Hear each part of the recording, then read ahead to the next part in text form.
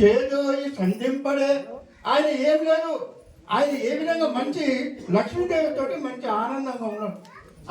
అప్పుడు ఆ సిరి అంటే వారు మహాలక్ష్మి.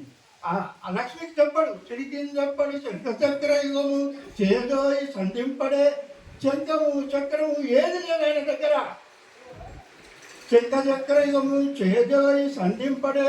పరివారం ముందీర ఎవరిని పిలుచుకోడు. పరివారం ముందీర ఇప్పటి మన్నింపడి. అయితే ఏ విధంగా ఉరికొస్తున్నాడు, ఏమి చేసుకుంటలేడు. చెల్ల పూసిపోతుంది, మకర కుండలాలన్నీ సరి చేసుకుంటలేడు, ఏది చేసుకుంటలేడు. ఆయన భక్తుని కాపాడడానికి ఆయనకు అంత శ్రద్ధ ఉంటుంది. తన భక్తుని ఎప్పుడు పోగొట్టుకోడు, తన భక్తుని ఎప్పుడు కూడా కాపాడుకుంటూ తను రక్షణగా అతన్ని భక్తుని కాపాడుతుంటాడు. అయితే భక్తుడు ఎట్లుండాలి మరి చిత్తం అనగల చిత్తంతో మన హృదయాంతరాల్లో భగవంతుని స్మరించాలి. మరి ఏ విధంగా చూస్తే ఆ విఠలుడు ఏం చేస్తాడు, విఠల్లో ఉన్నట్టు ఆమె విఠల్ శిష్యుడు మీరాబాయి ఏం చేస్తుంటారంటే ఆమె ఆ విఠల్ని ఎప్పుడు స్మరిస్తుంటుంది. అంత కుదర కోపం ఎప్పుడు భగవంతుని స్మరిస్తూ సరిగా పనిచేయదని.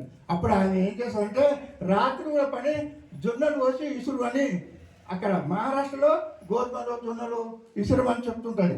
ఆ యొక్క పడుకుంటుంది ఆమె విఠల విఠల విఠల మీరాబాయి విఠల విఠల అంటుంటే జొన్నలు పోసి అత్త ఇసురమని చెప్తే ఆమె విఠల విఠల అంటే ఆ జొన్నలు ఆ విఠలుడు జొన్నలు పోస్తుంటాడు, ఇసురుతూనే ఉంటాడు. మొత్తం తెల్లారకల జొన్నలు మొత్తం పిండి పడతాయి అన్నట్టు.